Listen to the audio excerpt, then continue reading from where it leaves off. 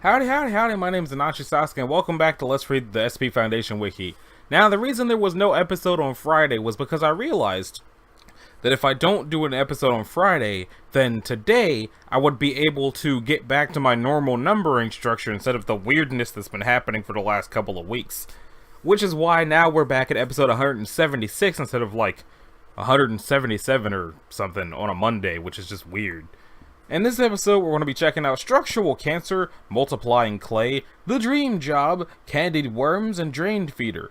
I don't know what deals with worms right now. It's just worms and sea creatures and random factory things. But let's check out the structural cancer. If it would load. Oh, it's Gator. Given what cancer is, I probably should have figured that something like this would be bad. This is new. I've not seen it do ads like that before. Get out of here. Live samples of SCP-836 should be stored on glass in a 2-layer CFRP casing filled with air with specific humidity not exceeding 5%. The inner casing should be periodically checked for signs of excessive thinning and/or damage, replacing panels if necessary. Damaged panels are to be sterilized by heating them to a temperature exceeding 950 degrees Celsius over a course of 5 minutes. Subsequently, they can be treated as regular waste or used as substrate. In the event of inner casing breach, outer casing as well as the entire storage room are to be urgently subjected to similar heat treatment. The storage unit for 836 samples may not be connected to any other SP unit structurally or via engineering networks. In the case of an uncontained 836 outbreak, the local utilities networks are to be shut down, and the area radiating at least 200 meters from any infected buildings is to be evacuated and subjected to a Procedure 28 Surtur suggested cover military satellite plant crash. Oh. The area of within 2-kilometer radius of the 836 outbreak is to be monitored for presence of further outbreaks for a period of 14 months. In areas marked as at risk for 836 outbreaks, building code should be edited so as to ensure the systematic replacement of structures over 70 years of age. Description: SCP-836 is the designation given to a condition occurring within clay, bricks, or concrete, though secondary propagation can affect most known structural materials. The initiating factors are currently subject to research, though the likelihood of 836 appearance increases rapidly for structures over blank 100 years old. The initial stage of 836 manifests as a deformation within the material that grows at an average rate of blank grams per day. The mass increase seems to correspond to a density drop in surrounding material. The deformation is hygroscopic. Furthermore, data expunged, which seems to initially fuel the growth. Dissection of 836 instances shows the inside alternating between solid layers and a foam-like interstitial structure. At this stage, 836 poses little danger except for cases where it compromises integrity of delicate structures. If 836 comes into contact with live wiring, it enters growth stage, which initially manifests in what appears to be a metallic mesh growing on the surface of the deformation and connecting to the wiring. However, examination has shown this to be in fact separate loops growing through its upper layers. This allows 836's rate of growth to increase up to blankfold. At this point, the deformations often superficially mimic surrounding environment, resulting in outside resemblance to structural features. Along with uniform density drop in surrounding material, 836 at this stage can grow by repurposing entire sections of its surroundings. If lacking access to water sources at this stage, 836 exhibits somewhat slower growth and causes large reductions in environmental humidity.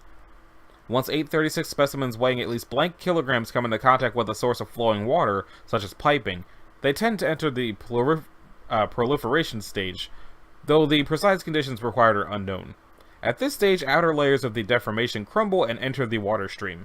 On first contact with most growth similar to initial phase occurs. In this manner, 836 is able to propagate rapidly, in one observed instance covering roughly blank square kilometers in blank days. It has been shown that heating samples of 836 to over 950 degrees Celsius for up to 4 minutes neutralizes most non-metallic samples. For metallic samples, applying warm nitric acid has been shown successful. Recovery log. SCP-836 was first encountered by the Foundation on blank 1990-something in blank Slovak Republic. Is it Slovak or Slovak? Probably Slovak.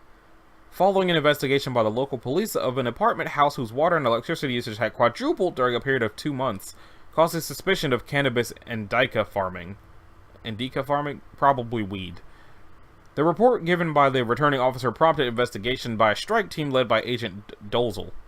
Upon arriving at site, part of the structure's roof was found to have caved in, apparently due to a metallic growth CCA, 1 meter across, found in the rubble. The walls contained an unlikely amount of windows and doors, most of which only had rudimentary mechanisms. The body of one of the officers, apparent suicide via service weapon, was recovered from the bathroom of apartment of JN, where he was sealed by a rogue wall growth blocking the door, due to extensive growth space of structure unexplored. Procedure 28 Surtur successfully tested on structure as well as its surroundings on blank 1990 something. Area monitored until blank 2000 something.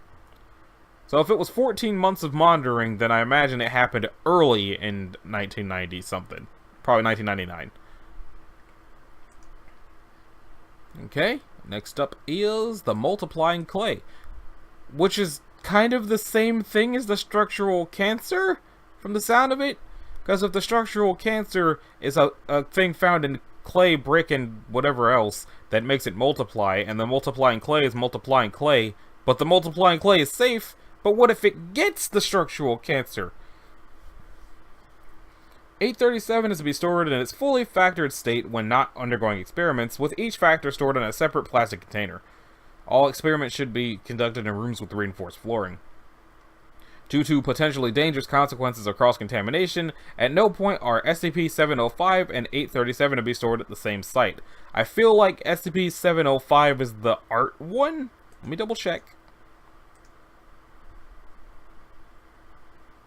It is not the art one. Oh, it's the Play-Doh! Right, the Play-Doh that can just do anything. Right. SCP-837 is a quantity of brown clay with two anomalous properties. The first is that it neither releases nor absorbs moisture. Exposures to heat or water have not materially altered its composition, retaining its level of ductility, malleability, and texture. I don't know what ductility means. The second property is its unusual reaction to being separated and combined. While both of these occur as easily as with normal clay, the results are arithmetic. When two pieces are combined, the resulting quantity is much larger and heavier than the individual pieces. When two pieces are separated, the resulting quantities are much smaller and lighter than they should be. Density remains approximately 1,500 kilograms per cubic meter. Measurements have shown that each quantity is an integer number of drams, an imperial unit of weight equal to 1/16 of an ounce, or 1.8 grams at standard gravity. Combinations of two units of clay result in a multiplication of their weight in drams rather than an addition.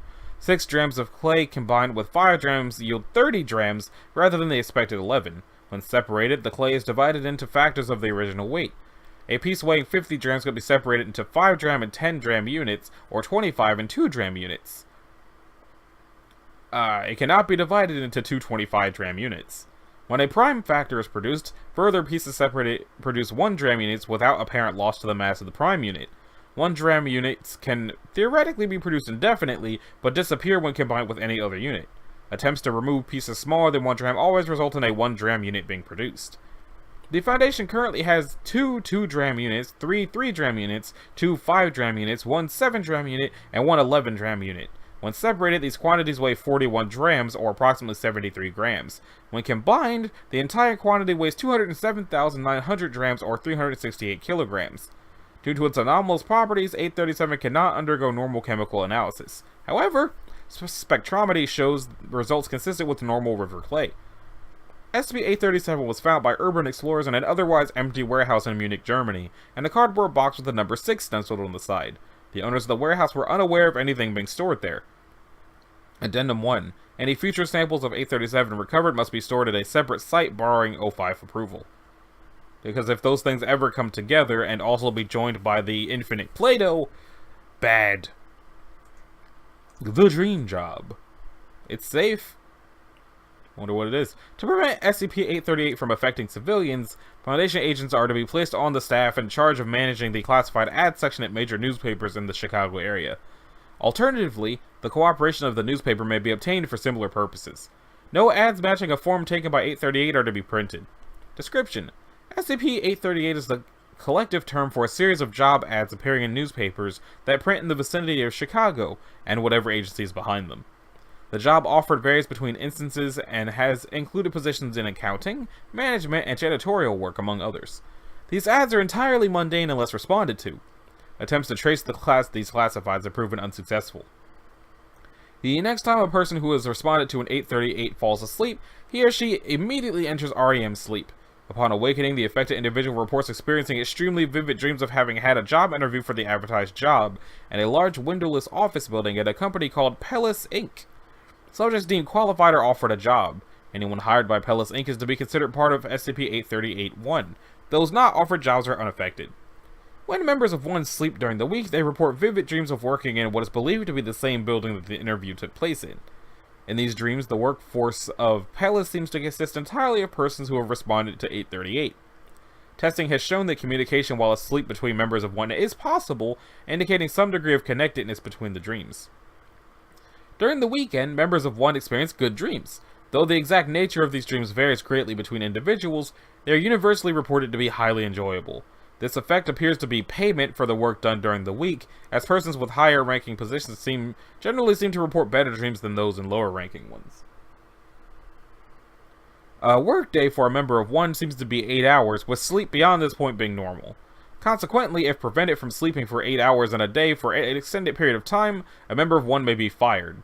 Affected individuals may be fired for poor performance as well. Fired members of one only report dreams of being homeless. Interview 5. Interview between Dr. Eisen and D41157, who was an accountant before his conviction. Hello, 41157. Could you please, I don't know if Dr. Eisen is a lady or a dude, could you please state for how long you've been a member of one? You had me read that ad 5 weeks ago. What has been your experience when you sleep? Rather dull dreams, and then I'm an accountant for this Pellis company. And that's it. It's just like real life, except I can't leave the building and there's no lunch. What happens if you try to leave the building? I just can't. There's no doors or windows. I'm not even sure if there's a first floor. No elevators.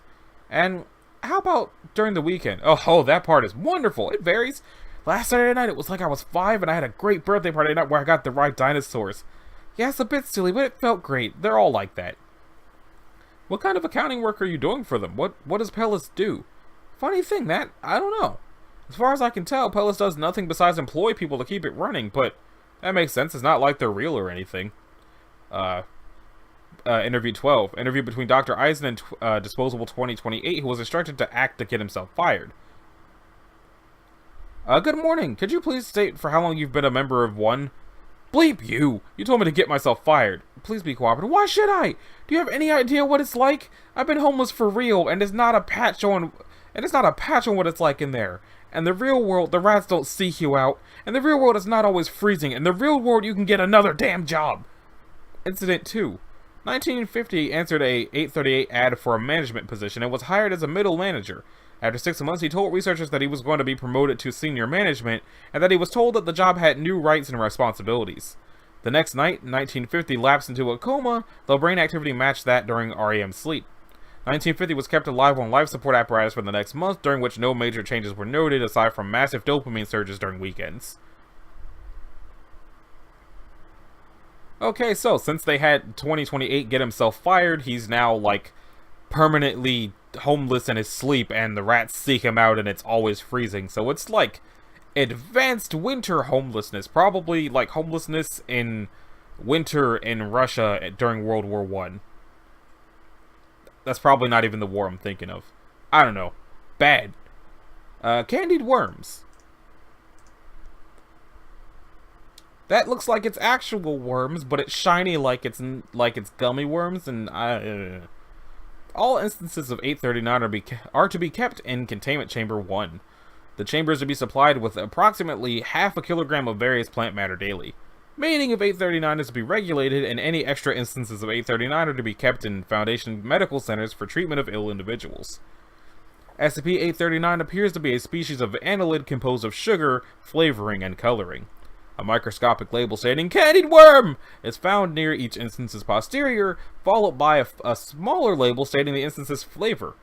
Each flavor is currently designated as X. SCP-839... Why is my table shaking? SCP-839 is generally found in temperate areas. 839's diet mainly consists of decomposing organic matter. However, when there is no decaying matter apparent, 839 may ingest live plant matter. They sexually reproduce, mating redacted, followed by the egg hatching into a newborn instance of candy. When 839 is ingested by any mammal, it will burrow through the stomach's lining and towards a specialized organ. The choice of organ appears to be dependent on the flavor. 839 will then attach itself to the organ and slowly ingest it. While the organ disappears, 839 will change in form and chemical composition in order to match the organ. It does not act as a perfect replacement, and other effects may occur. The process takes blank to blank days to complete. Similarities between the life cycles of 839 and 1517 has been noted. An investigation into the possibility of a shared origin is under investigation. 839 has an average lifespan of 3 years. Users of 839 are recommended to replace their integrated instance with a new instance every 2 years. The current flavors. The red one is the cherry, and it replaces the heart, which increases the blood sugar and you get type 2 diabetes. Blue raspberry replaces the kidney and you pee blue. The green one gives you mild hallucinations and greenish tints because it replaces one of your eyes. The watermelon one replaces your brain, data expunged. I can imagine that would be bad. Lemony yellow replaces your stomach with less fiber content, diarrhea. Note, recommended use with other instances of 839 due to the ulcers created. Grape replaces one lung and your breath smells fruity. Hopefully it's a fruit that people like. Orange replaces your liver and it increases the acidity of the bloodstream, which is not recommended because I guess that would mean your blood would just psst. And that brings us to the drain feeder. Wonder what that is. An isolated sample of it. It looks like it's microscopic bacteria. It's Euclid though. Due to 840's presence in ecosystems across the globe, it cannot be fully contained. I'm pretty sure that means it's Keter, not Euclid. Outbreaks and potential outbreaks of 840 are to be reported to either Dr. Blank or biological research overseers for immediate containment. 3 samples of 840 are kept in Bioresearch Area 12 for study. The samples are to be habituated within segments of PCB piping 30 millimeters in diameter and 300 millimeters in length, and provided with a constant flow of water containing biological material to digest 3 times a week. Samples must not be allowed to grow beyond the length of the pipe, and screening of biosite drainage systems for containment breaches is to be conducted every 6 months. Description: SCP-840 is a type of amoeba that thrives in dark, damp environments, which, given the correct circumstances, will form a unique symbiotic relationship, fusing together by secreting an extremely viscous mucus. These fused colonies are capable of replicating many of the functions of animal tissues, particularly that of vital organs. Although 840 has a prolific growth and reproduction rate, colonies are capable of existing unnoticed for years. Pipes and drainage systems are the preferred habitat of 840. To date, there has only been one observed instance of 840 colonizing a natural environment. See Incident Report 1480A1. I-840A1. Using the exterior of the pipe as an exoskeleton, 840 will, over time, convert these systems into an extended digestive system capable of extracting nutrients and moisture from passing biological matter. Material is transported by means of a constant or frequent flow of water aided by peristalsis and is broken down through the excretion of a highly acidic mucus. In larger drainage spaces, such as places where piping has burst, either incidentally or as a result of a buildup of 840, colonies are capable of organizing into a more complex structures, resembling organs, chambers, and sphincters. Sphincters serve to restrict the flow of fluids and solids, often causing a buildup of matter, so as to increase the surface contact with 840. Chambers typically grow in larger cavities and aid in the digestion process by secreting a highly acidic mucus or by serving as a storage area for resistance or indigestible materials. The largest chamber on record has redirected a major sewage system in blank United States and had occupied redacted. Indigestible material will often remain in these chambers indefinitely until it is either pushed further along the tract or forced through the walls of the chamber itself. Chambers may also take on characteristics similar to a bird's gizzard, storing indigestible materials such as stones for the purpose of crushing difficult materials. In the examination of the contents of one such chamber, the following was found: 2 rings, $28.20 in coins, several goldfish skeletons, number inconclusive, several rat skeletons, number inconclusive, 1 pair of glasses, 19 condoms, 1 key, 3 dolls, a turtle shell, a pair of false teeth, and 0.76 kilograms of human hair. The interior of the colony looks like it's a eye or a throat. In rare cases, 840 has been observed to organize into other tissues and even more complex structures. Some of these have been known to replace dirt, stone, concrete, and even metal by a combination of acids and physical pressure. Excavated material is digested and transported away through the system, enabling 840 to extend beyond its exoskeleton and establish new tracts. There have been rare instances of these branches reconnecting with other parts of the same tract, creating a circuitous system. Other structures have been known to form complex pump and valve systems, circulating digestible material through rhythmic contractions similar to a heart. In most cases, any material that is ultimately not digested is forced out of the system wherever the tract ends, or through the tract walls, and often the natural flow of water will direct this material into normal sewage systems. However, in more established colonies, particularly those containing pump and valve systems, the flow has been known to redirect to other outlets, contaminating natural bodies of water, storm drains, and freshwater piping. Where material is not able to be ejected or disposed of, especially where large items unsuitable for being disposed of via sewerage, the system may become blocked. Several recorded incidents show that, in these circumstances, 840 will induce emesis, vomiting, through a series of large contractions and the relaxation of sphincters. 840 was first observed on blank blank blank in blank blank, United States, when a resident suffered second-degree burns while attempting to recover a lost ring from the bathroom sink by hand, presumably from contact with digestive acids, and the house was subsequently placed under investigation. After several meters of piping were removed, tearing part of the tract in the process, it was established that the colony was present in almost every drainage and pipe system in the house, after which the house was declared a biohazardous area by local authorities.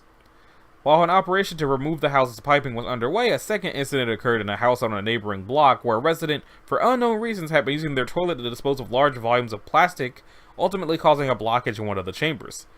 As a result, the colony was induced to eject the partially digested material not only removed from the second residence, but also from neighboring buildings, flooding several homes.